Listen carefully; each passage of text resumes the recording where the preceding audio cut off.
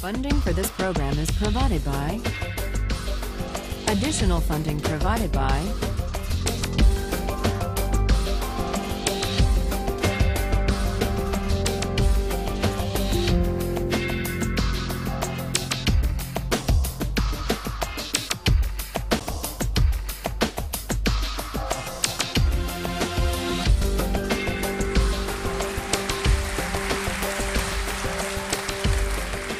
This is a course about justice, and we begin with a story. Suppose you're the driver of a trolley car, and your trolley car is hurtling down the track at 60 miles an hour, and at the end of the track you notice 5 workers working on the track. You try to stop, but you can't. Your brakes don't work. You feel desperate because you know that if you crash into these 5 workers, they will all die. Let's assume you know that for sure. And so you feel helpless until you notice that there is, off to the right, a side track. And at the end of that track, there's one worker working on the track. Your steering wheel works, so you can turn the trolley car, if you want to, onto the side track, killing the one, but sparing the 5. Here's our first question. What's the right thing to do? What would you do? Let's take a poll. How many would turn the trolley car onto the side track? Raise your hands. How many wouldn't? How many would go straight ahead? Keep your hands up, those of you who would go straight ahead. A handful of people would. The vast majority would turn. Let's hear first. Now we need to begin to investigate the reasons why you think it's the right thing to do. Let's begin with those in the majority who would turn to go onto the side track. Why would you do it? What would be your reason? Who's willing to volunteer a reason? Go ahead, stand up. Because it can't be right to kill 5 people when you can only kill 1 person instead. It wouldn't be right to kill 5 if you could kill 1 person instead. That's a good reason. That's a good reason. Who else? Does everybody agree with that reason? Go ahead. Well, I was thinking it's the same reason on 9/11. We regard the people who flew the plane into the Pennsylvania field as heroes because they chose to kill the people in the plane and not kill more people in big buildings. So the principle there was the same on 9/11. It's a tragic circumstance, but better to kill 1 and so that 5 can live? Is that the reason most of you had, those of you who would turn? Yes? Let's hear now from those in the minority, those who wouldn't turn. Yes? Well, I think that's the same type of mentality that justifies genocide and totalitarianism. In order to save one type of race, you wipe out the other. So what would you do in this case? You would, to avoid the horrors of genocide, you would crash into the 5 and kill them? Presumably, yes. You? Yeah. Okay, who else? That's a brave answer. Thank you. Let's consider another trolley car case and see whether those of you in the majority want to adhere to the principle, better that 1 should die so that 5 should live. This time you're not the driver of the trolley car, you're an onlooker. You're standing on a bridge overlooking a trolley car track. And down the track comes a trolley car. At the end of the track are 5 workers. The brakes don't work. The trolley car is about to careen into the 5 and kill them. And now, you're not the driver. You really feel helpless until you notice standing next to you, leaning over the bridge, is a very fat man. And you could give him a shove. He would fall over the bridge, onto the track, right in the way of the trolley car. He would die, but he would spare the 5. Now, how many would push the fat man over the bridge? Raise your hand. How many wouldn't? Most people wouldn't. Here's the obvious question. What became of the principle? Better to save 5 lives even if it means sacrificing 1. What became of the principle that almost everyone endorsed in the first case? I need to hear from someone who was in the majority in both cases. How do you explain the difference between the two? Yes? The second one, I guess, involves an active choice of pushing the person down, which I guess that person himself would otherwise not have been involved in this situation at all. And so to choose on his behalf, I guess, to involve him in something that he otherwise would have escaped is, I guess, more than what you have in the first case, where the 3 parties, the driver and the 2 sets of workers, are already, I guess, in the situation. But the guy working, the one on the track off to the side, he didn't choose to sacrifice his life any more than the fat man did he? That's true, but he was on the tracks. And you... This guy was on the bridge. Go ahead, you can come back if you want. All right, it's a hard question. All right, you did well. You did very well. It's a hard question. Who else can find a way of reconciling the reaction of the majority in these 2 cases? Yes? Well, I guess in the first case, where you have the 1 worker and the 5, it's choice between those 2, and you have to make a certain choice, and people are going to die because of the trolley car, not necessarily because of your direct actions. The trolley car is a runaway thing, and you're making a split-second choice, whereas pushing the fat man over is an actual act of murder on your part.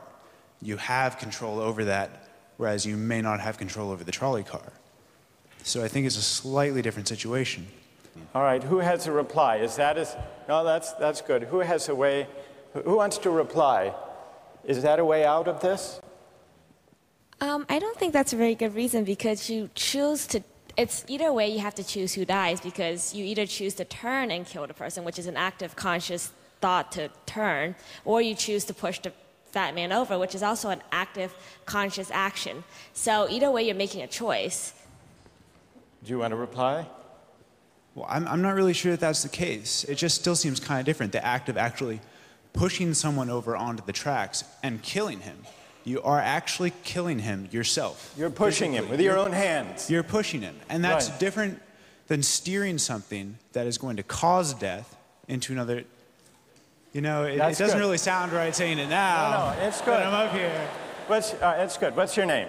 Andrew. Andrew. Let me ask you this question, Andrew. Yes. Suppose, standing on the bridge next to the fat man, I didn't have to push him. Suppose he were standing over a trap door that I could open by turning a steering wheel like that.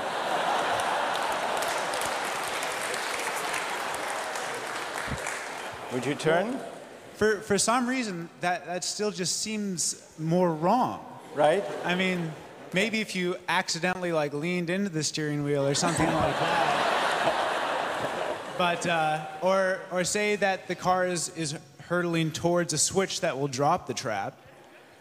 Then I could agree with that. Fair enough. It still seems wrong in a way that it doesn't seem wrong in the first case to turn, you say. And in another way, I mean, in the first situation, you're involved directly with the situation. In the second one, you're an onlooker as well. All right. So you have the choice of becoming involved or not by pushing the fat man. Let's forget for the moment about this case. That's good. Let's imagine a different case. This time you're a doctor in an emergency room, and 6 patients come to you. They've been in a terrible trolley car wreck. 5 of them sustained moderate injuries. 1 is severely injured. You could spend all day caring for the 1 severely injured victim, but in that time the 5 would die. Or you could look after the 5, restore them to health, but during that time the 1 severely injured person would die. How many would save the 5? Now is the doctor. How many would save the 1? Very few people. Just a handful of people.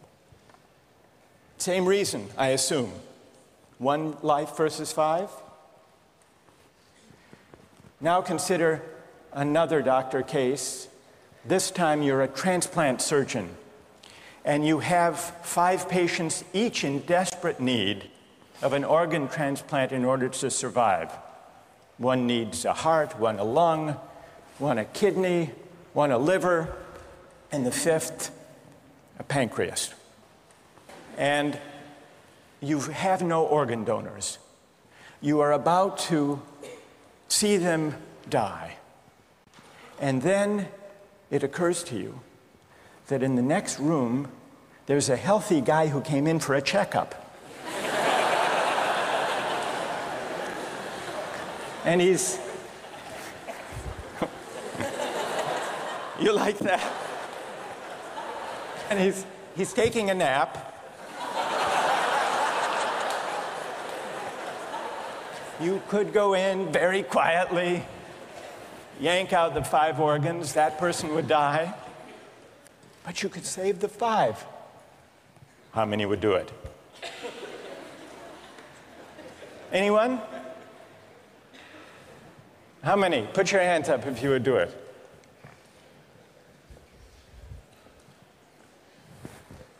Anyone in the balcony? You would? Be careful, don't lean over too much. What? How many wouldn't? All right, what do you say? Speak up in the balcony, you who would yank out the organs. Why? I'd actually like to explore a slightly alternate possibility of just taking the 1 of the 5 who needs an organ who dies first, and using their 4 healthy organs to save the other 4. That's a pretty good idea. That's a great idea, except for the fact that you just wrecked the philosophical point. Well, let's step back from these stories and these arguments to notice a couple of things about the way the arguments have begun to unfold. Certain moral principles have already begun to emerge from the discussions we've had. And let's consider what those moral principles look like. The first moral principle that emerged in the discussion said, the right thing to do, the moral thing to do, depends on the consequences that will result from your action. At the end of the day, better that 5 should live, even if 1 must die. That's an example of consequentialist moral reasoning.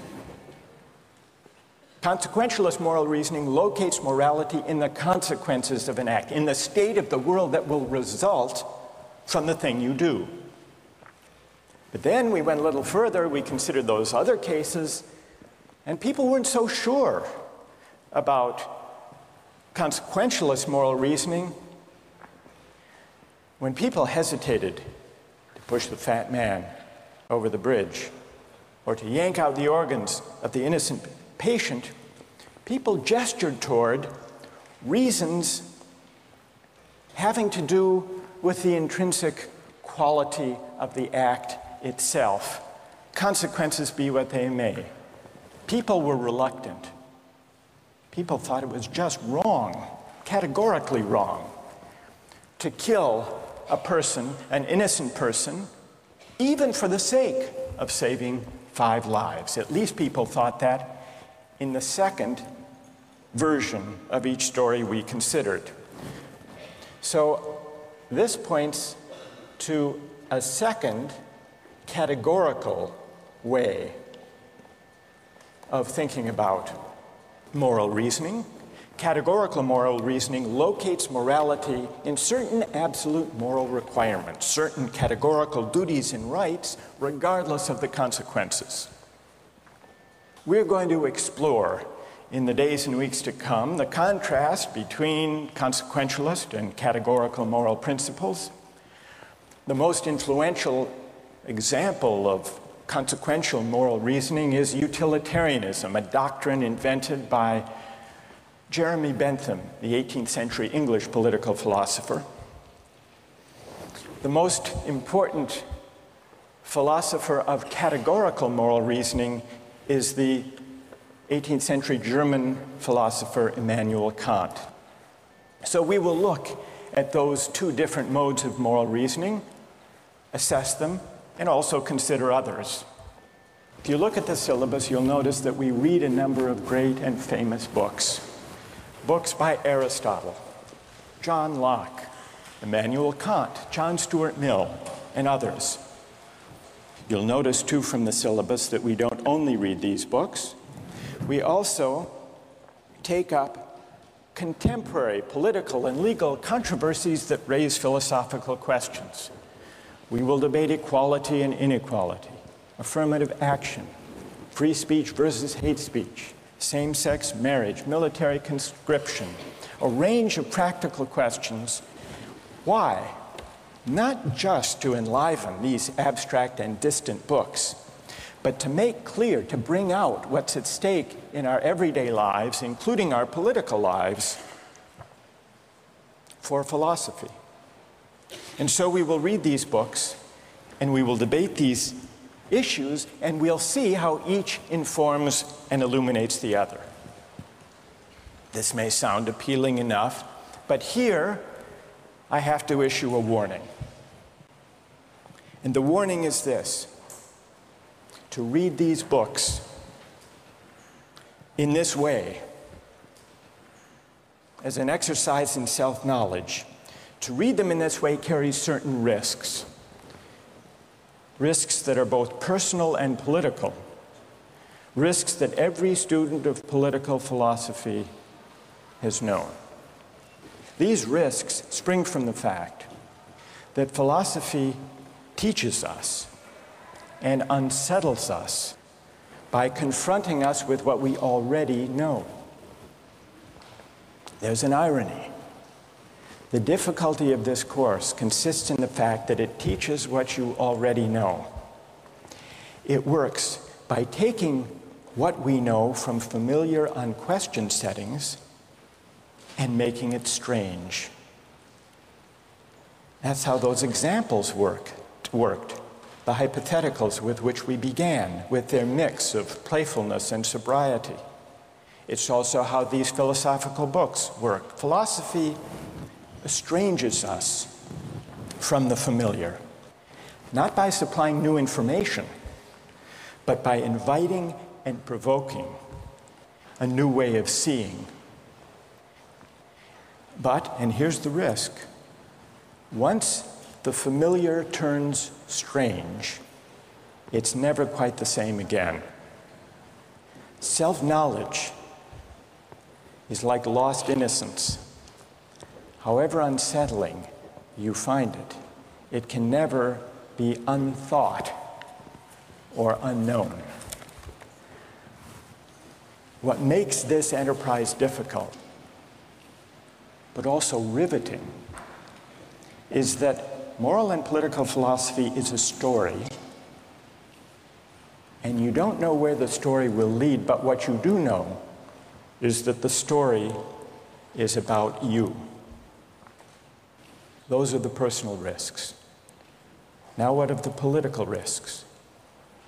One way of introducing a course like this would be to promise you that by reading these books and debating these issues, you will become a better, more responsible citizen. You will examine the presuppositions of public policy. You will hone your political judgment. you will become a more effective participant in public affairs. But this would be a partial and misleading promise. Political philosophy, for the most part, hasn't worked that way. You have to allow for the possibility that political philosophy may make you a worse citizen rather than a better one, or at least a worse citizen before it makes you a better one. And that's because philosophy is a distancing, even debilitating activity. And you see this going back to Socrates. There's a dialogue, the Gorgias, in which one of Socrates' friends, Callicles, tries to talk him out of philosophizing. Callicles tells Socrates, philosophy is a pretty toy if one indulges in it with moderation at the right time of life. But if one pursues it further than one should, it is absolute ruin. Take my advice, Callicles says. Abandon argument. Learn the accomplishments of active life. Take for your models not those people who spend their time on these petty quibbles, but those who have a good livelihood and reputation and many other blessings. So Callicles is really saying to Socrates, quit philosophizing, get real, go to business school. And Callicles did have a point. He had a point because philosophy distances us from conventions, from established assumptions, and from settled beliefs. Those are the risks, personal and political. And in the face of these risks, there is a characteristic evasion. The name of the evasion is skepticism. It's the idea, well, it goes something like this. We didn't resolve once and for all either the cases or the principles we were arguing when we began. And if Aristotle and Locke and Kant and Mill haven't solved these questions after all of these years, who are we to think that we here in Sanders Theater over the course of a semester can resolve them? And so maybe it's just a matter of each person having his or her own principles and there's nothing more to be said about it. No way of reasoning. That's the evasion of skepticism, to which I would offer the following reply. It's true, these questions have been debated for a very long time. But the very fact that they have recurred and persisted may suggest that though they're impossible in one sense, they're unavoidable in another. And the reason they're unavoidable, the reason they're inescapable, is that we live some answer to these questions every day. So skepticism, just throwing up your hands and giving up on moral reflection, is no solution. Immanuel Kant described very well the problem with skepticism when he wrote, "Skepticism is a resting place for human reason, where it can reflect upon its dogmatic wanderings, but it is no dwelling place for permanent settlement. Simply to acquiesce in skepticism," Kant wrote, "can never suffice to overcome the restlessness of reason." I've tried to suggest through these stories and these arguments some sense of the risks and temptations, of the perils and the possibilities. I would simply conclude by saying that the aim of this course is to awaken the restlessness of reason and to see where it might lead. Thank you very much.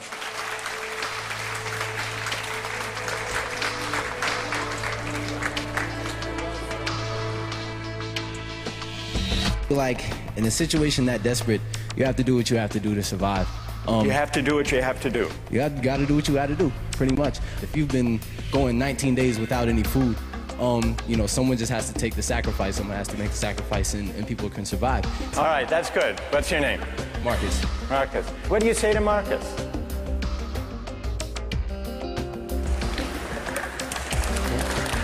Last time,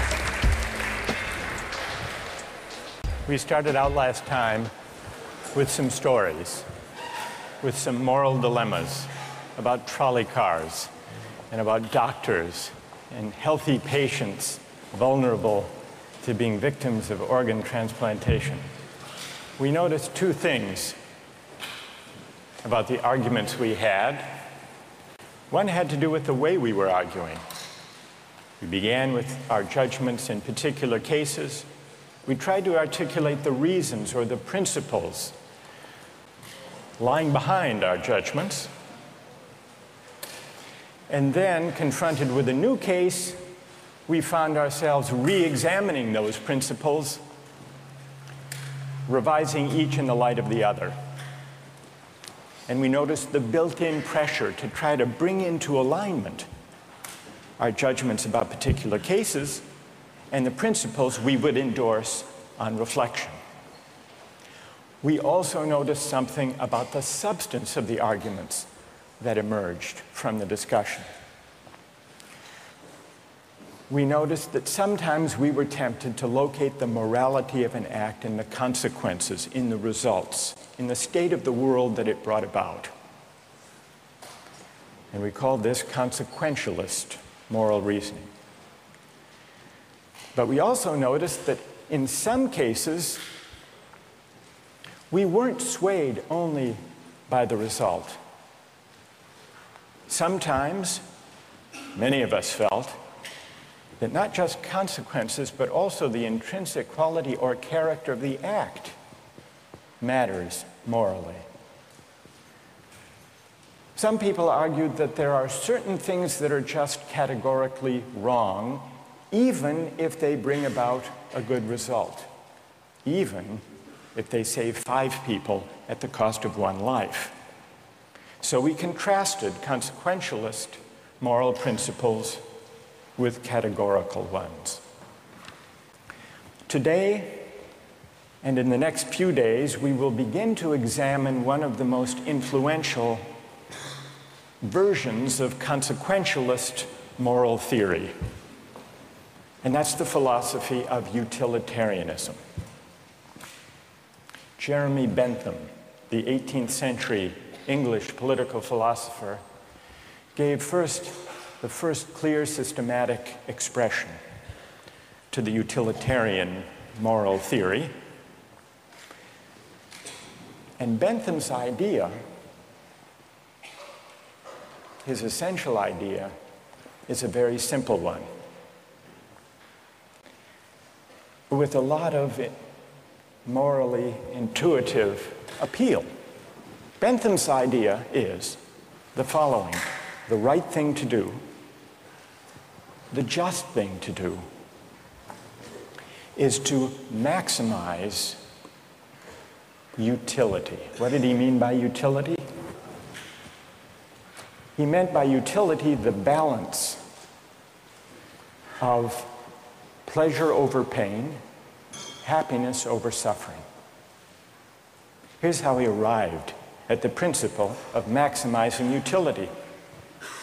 He started out by observing that all of us, all human beings, are governed by 2 sovereign masters, pain and pleasure. We human beings like pleasure and dislike pain. And so we should base morality, whether we're thinking about what to do in our own lives, or whether as legislators or citizens we're thinking about what the laws should be. The right thing to do individually or collectively is to maximize, act in a way that maximizes the overall level of happiness. Bentham's utilitarianism is sometimes summed up with the slogan, "the greatest good for the greatest number." With this basic principle of utility on hand, let's begin to test it and to examine it by turning to another case, another story, but this time not a hypothetical story, a real-life story, the case of the Queen versus Dudley and Stephens. This was a 19th century British law case that's famous and much debated in law schools. Here's what happened in the case. I'll summarize the story, then I want to hear how you would rule. imagining that you're the jury. A newspaper account of the time described the background. A sadder story of disaster at sea was never told than that of the survivors of the yacht Mignonette. The ship foundered in the South Atlantic, 1,300 miles from the Cape. There were 4 in the crew. Dudley was the captain. Stephens was the first mate. Brooks was a sailor. All men of excellent character, or so the newspaper account tells us. The 4th crew member was the cabin boy, Richard Parker, 17 years old. He was an orphan. He had no family. And he was on his first long voyage at sea. He went, the news account tells us, rather against the advice of his friends. He went in the hopefulness of youthful ambition, thinking the journey would make a man of him. Sadly, it was not to be. The facts of the case were not in dispute. A wave hit the ship, and the Mignonette went down. The 4 crew members escaped to a lifeboat. The only food they had were 2 cans of preserved turnips, no fresh water. For the first 3 days, they ate nothing. On the 4th day, they opened one of the cans of turnips and ate it. The next day, they caught a turtle. Together with the other can of turnips, the turtle enabled them to subsist for the next few days, and then for 8 days, they had nothing. No food, no water. Imagine yourself in a situation like that. What would you do? Here's what they did. By now, the cabin boy, Parker, is lying at the bottom of the lifeboat in the corner because he had drunk seawater against the advice of the others, and he had become ill, and he appeared to be dying. So on the 19th day, Dudley, the captain, suggested that they should all have a lottery, that they should draw lots to see who would die to save the rest. Brooks refused. He didn't like the lottery idea. We don't know whether this was because he didn't want to take the chance or because he believed in categorical moral principles. But in any case, no lots were drawn. The next day, there was still no ship in sight, so Dudley told Brooks to avert his gaze, and he motioned to Stephens that the boy Parker had better be killed. Dudley offered a prayer. He told the boy his time had come, and he killed him with a penknife, stabbing him in the jugular vein. Brooks emerged from his conscientious objection to share in the gruesome bounty. For 4 days, the 3 of them fed on the body and blood of the cabin boy. True story. And then they were rescued. Dudley describes their rescue in his diary with staggering euphemism, quote, "On the 24th day, as we were having our breakfast, a ship appeared at last. The 3 survivors were picked up by a German ship. They were taken back to Falmouth in England, where they were arrested and tried. Brooks turned state's witness. Dudley and Stephens went to trial. They didn't dispute the facts. They claimed they had acted out of necessity. That was their defense. They argued, in effect, better that one should die so that 3 could survive. The prosecutor wasn't swayed by that argument. He said murder is murder, and so the case went to trial. Now imagine you are the jury, and just to simplify the discussion, put aside the question of law, and let's assume that you as the jury are charged with deciding whether what they did was morally permissible or not. How many would vote not guilty, that what they did was morally permissible?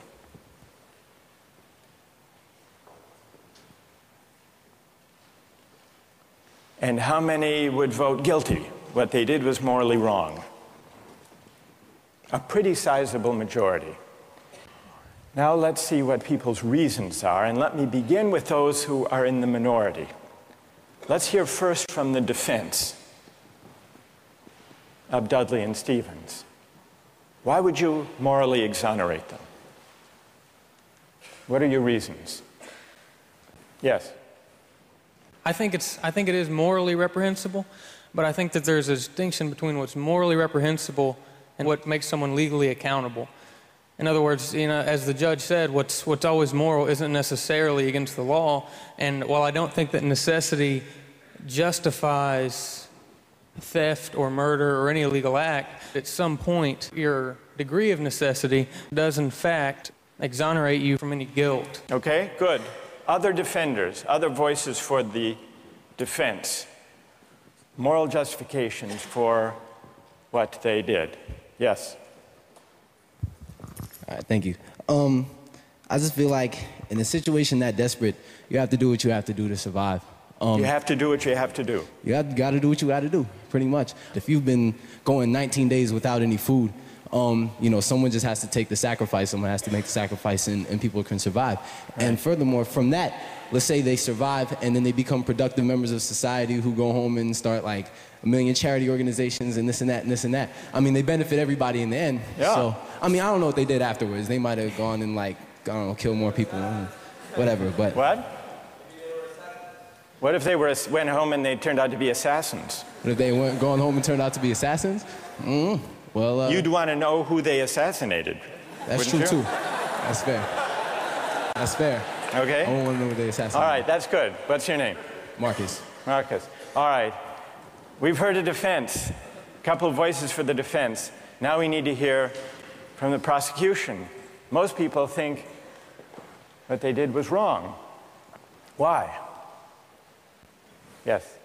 One of the first things that I was thinking was, if they haven't been eating for a really long time, maybe they're mentally affected, and so then that could be used as a defense, a possible argument that they weren't in the proper state of mind, they weren't making decisions they might otherwise be making, and if that's an appealing argument that you have to be in an altered mindset to do something like that, it suggests that people who find that argument convincing do think that they were acting immorally. But I want to know what you think. You defend them. You vote to convict, right? Yeah, I don't think that they acted in a morally appropriate way. And why not? What do you say? Here's Marcus. He just defended them.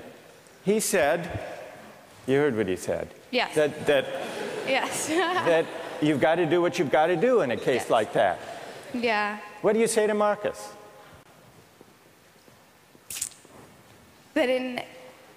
That there's no situation that would allow human beings to take the idea of fate or that the other people's lives in their own hands, that we don't have that kind of power. Good. Okay. Thank you. And what's your name? Britt. Britt? Yes. Okay. Who else? What do you say? Stand up. I'm wondering if Dudley and Stephens had asked for Richard Parker's consent in, dying, if that would that exonerate them from an act of murder? And if so, is that still morally justifiable? That's interesting. All right, consent. Wait, hang on. What's your name? Kathleen. Kathleen says, suppose they had asked, what would that scenario look like? So in the story, Dudley is there, penknife in hand, but instead of the prayer, or before the prayer, he says, Parker, would you mind? We're desperately hungry, as Marcus empathizes with. We're desperately hungry. You're not going to last long anyhow. Yeah. You can be a martyr. Would you be a martyr? Yeah. How about it, Parker?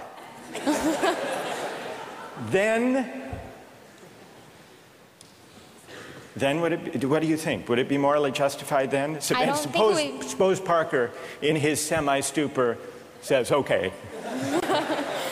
I don't think it would be morally justifiable, but I'm wondering... Even then it wouldn't be.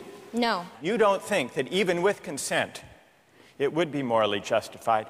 Are there people who think, who want to take up Kathleen's consent idea and who think that that would make it morally justified. Raise your hand if it would, if you think it would. That's very interesting. Why would consent make a moral difference? Why would it? Yes. Well, I just think that if he was making his own original idea and it was his idea to start with, then that would be the only situation in which I would see it being appropriate in any way. Because that way you couldn't make the argument that he was pressured, you know, it's 3-to-1 or whatever the ratio was. Right. And I think that if he was making a decision to give his life, then he took on the agency to sacrifice himself, which some people might see as admirable, and other people might disagree with that decision. So if he came up with the idea, that's the only kind of consent we could have confidence in morally, then it would be okay. Otherwise, it would be kind of coerced consent under the circumstances, you think. Is there anyone who thinks that even the consent of Parker would not justify their killing him? Who thinks that? Yes, tell us why. Stand up. I think that Parker would be killed with the hope that the other crew members would be rescued. So there's no definite reason that he should be killed because you don't know when they're going to get rescued. So if you kill him, it's killing him in vain. Do you keep killing a crew member until you're rescued and then you're left with no one? Because someone's going to die eventually. Well, the moral logic of the situation seems to be that they would keep on picking off the weakest, maybe, one by one, until they were rescued. And in this case, luckily, they were rescued when 3 at least were still alive. Now, if Parker did give his consent, would it be all right, do you think, or not? No. No. It still wouldn't be right. And tell us why it wouldn't be all right. First of all, cannibalism, I believe, is morally incorrect. So you shouldn't be eating a human anyway. So cannibalism is morally objectionable as such. So then, even on the scenario of waiting until someone died, still it would be objectionable. Yes, to me personally. I feel like it all depends on one's personal morals. And like we can't sit here and just, like this is just my opinion. Of course, other people are going to disagree. But well, we'll see. Let's see what their disagreements are, and then we'll see if they have reasons that can persuade you or not. Let's try that. All right. Let's, now, is there someone who can explain, those of you who are tempted by consent, can you explain why consent makes such a moral difference? What about the lottery idea? Does that count as consent? Remember, at the beginning, Dudley proposed a lottery. Suppose that they had agreed to a lottery. Then, how many would then say it was all right? Suppose there were a lottery, cabin boy lost, and the rest of the story unfolded. Then how many people would say it was morally permissible?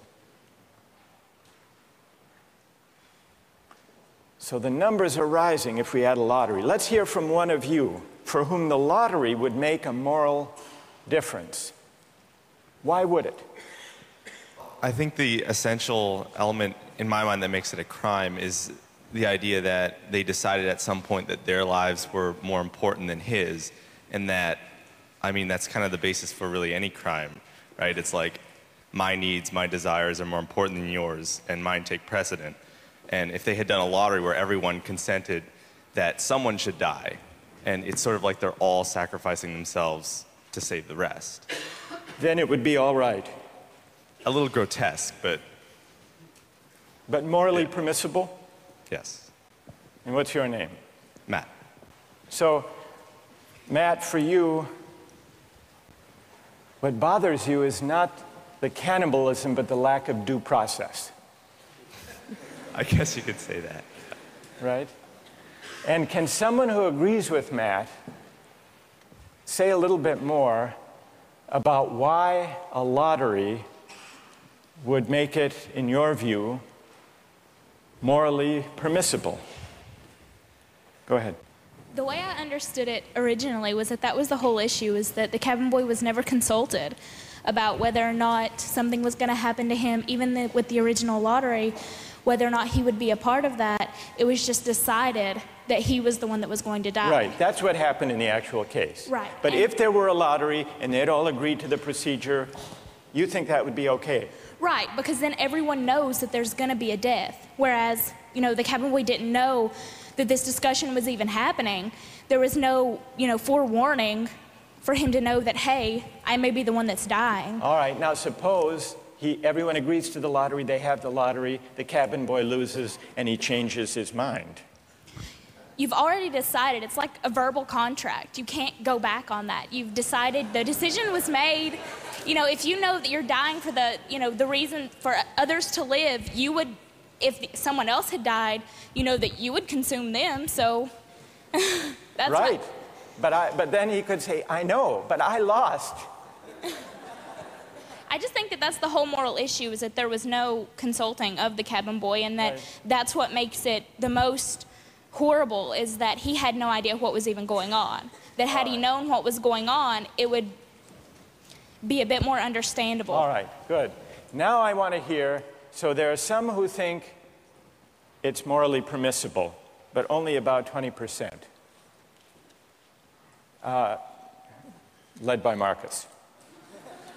Then there are some who say the real problem here is the lack of consent, whether the lack of consent to a lottery, to a fair procedure, or, Kathleen's idea, lack of consent at the moment of death.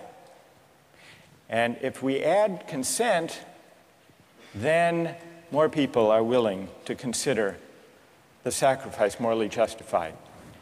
I want to hear now, finally, from those of you who think even with consent, even with a lottery, even with a final murmur of consent by Parker at the very last moment, it would still be wrong.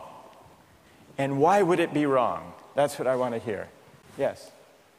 Well, the whole time I've been leaning all towards the categorical moral reasoning.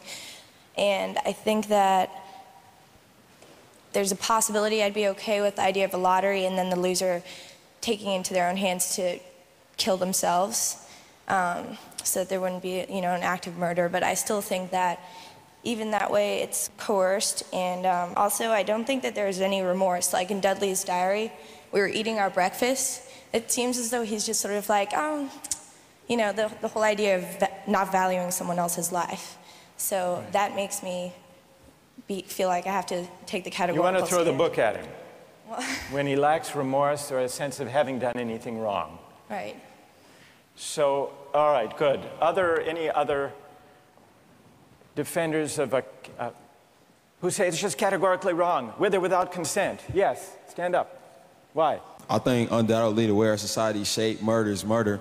Murder is murder in every way, and our society looks at murder down on it in the same light, and I don't think it's any different in any case. Good. Let me ask you a question.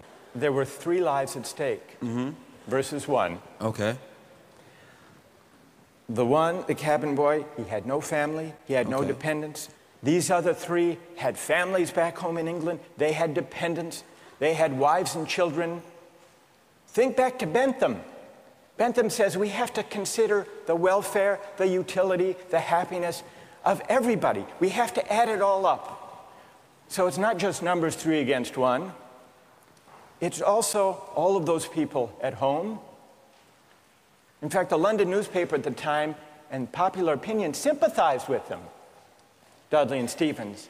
And the paper said if they weren't motivated by affection and concern for their loved ones at home and their dependents, surely they wouldn't have done this. Yeah, and how is that any different from people on the corner trying to have the same desire to feed their family? I don't think it's any different. I think in any case, if I'm murdering you to advance my status, that's murder, and I think that we should look at that all in the same light instead of criminalizing certain activities and making certain things seem more violent and savage, when in the same case it's all the same. It's all the same act and mentality that goes into murder, necessity to feed your family. So suppose it weren't 3, suppose it were 30, 300. 1 life to save 300. Or in wartime, 3,000. Suppose the stakes are even bigger. Suppose the stakes are even bigger. I think it's still the same deal. you think Bentham is wrong to say the right thing to do is to add up the collective happiness? You think he's wrong about that? I don't think he's wrong, but I think murder is murder in any case. Yeah, well, then Bentham has to be wrong. If you're right, he's wrong. Okay, then he's wrong. All right. I'm right. Thank you. Well done. All right, let's step back from this discussion and notice how many objections have we heard to what they did. We heard some defenses of what they did. The defenses had to do with necessity, their dire circumstance, and, implicitly at least, the idea that numbers matter. And not only numbers matter, but the wider effects matter. Their families back home, their dependents. Parker was an orphan. No one would miss him.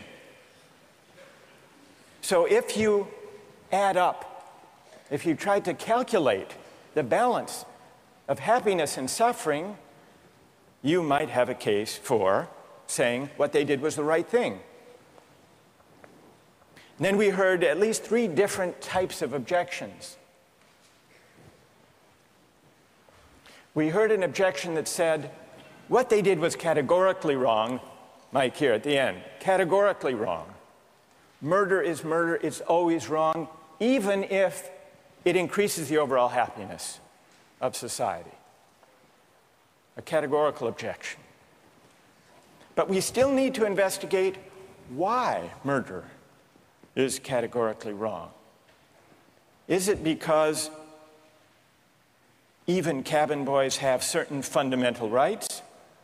And if that's the reason, where do those rights come from, if not from some idea of the larger welfare or utility or happiness? Question number 1. Others said a lottery would make a difference. A fair procedure, Matt said.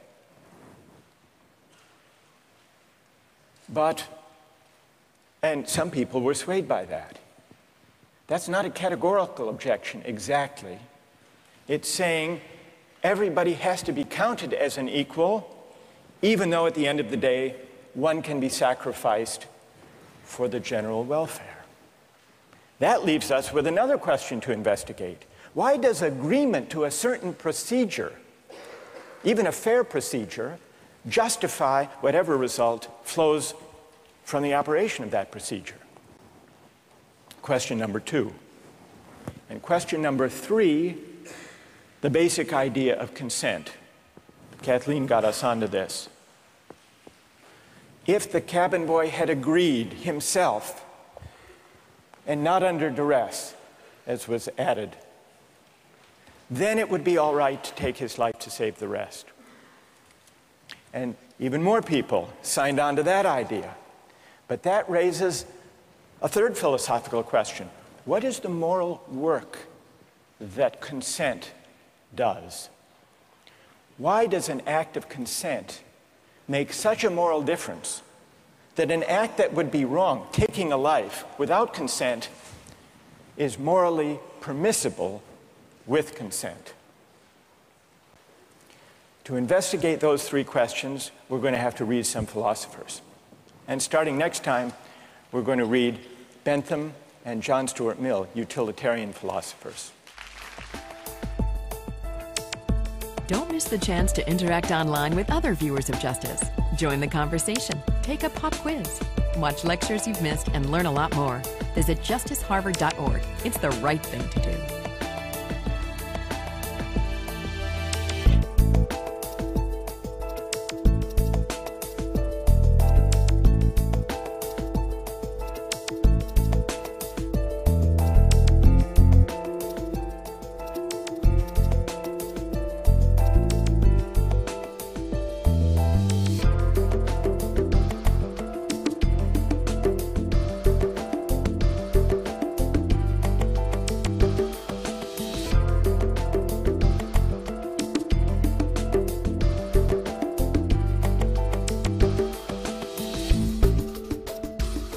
Funding for this program is provided by... Additional funding provided by